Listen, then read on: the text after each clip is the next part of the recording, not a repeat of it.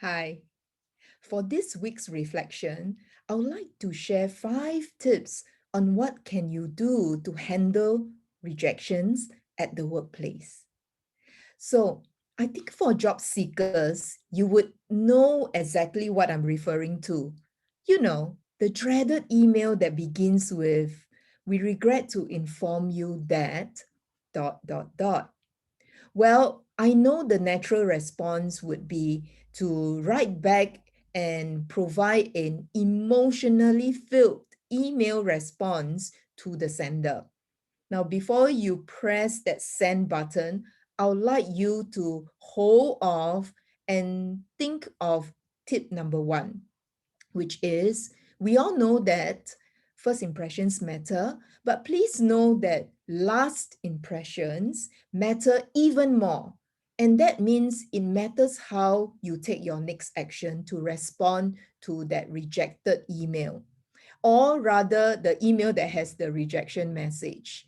Now, if you have a chance to do this in person, then know all these 5 tips and you need to practice all the 5 tips as well. So it matters how you end off that situation with the employer. So that brings me to tip number two. And tip number two is stay calm, find a way to vent your frustrations, find a way to also take time to grieve, find a proper source, but never vent it back to the sender. Why? Because please know this. It's really, really tough for the sender to be delivering that message, not to mention the time that it takes to prepare the message as well. Well, this reminds me of the time where I was reporting to a boss, which gave me specific instructions. Actually, it's not which, is who gave me very specific instructions to leave all the good news to him or her, and good news such as promotions, salary increment, compliments from the clients, or even special mention. And what does that actually leave me? It only leaves me with negative messages. I, of course, realized and learned the hard way that after delivering all the negative message, even though we know the adage, do not shoot the messenger, but it's really tough for the receiver. When the receivers receive the bad news, they tend to shoot the barrier of the bad news. So please don't fall into that trap and shoot the messenger itself. And in a job search scenario, it's usually the HR person who writes that negative email. So don't do that. Instead, adopt a very professionally written email. Now, you might ask me, what do I then write in that particular email? Here's where tips number 3, 4, and 5 may help you. So, tip number 3 is to begin your response with a positive message, such as, "Thank you very much for coming back to me. Thank you very much for helping me to seek closure on this particular conversation."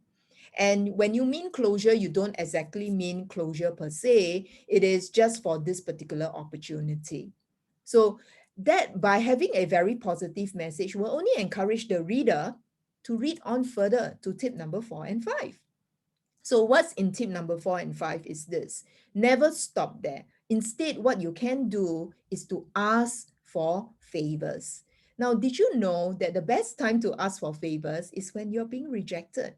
When, well, the favor of, a big favor actually comes in the form of getting the job or getting the deal or getting the business, and the answer is no. So the person who has delivered the bad news will feel obligated, psychologically, to help you, move on to the next stage or even soften the blow. Now, of course, I can almost hear you say, what sort of favors can you ask for? And that brings me to the next one. One possible favor that you can ask for is to ask for feedback. So ask for feedback in a way of, number one, stating, your intention by saying, with that feedback, I can then calibrate or recalibrate myself so that should the same opportunity surface again, I would be better prepared. That's one way of asking for feedback. Now, then tip number 5 is of asking a favor is to ask to be listed as part of their backup list.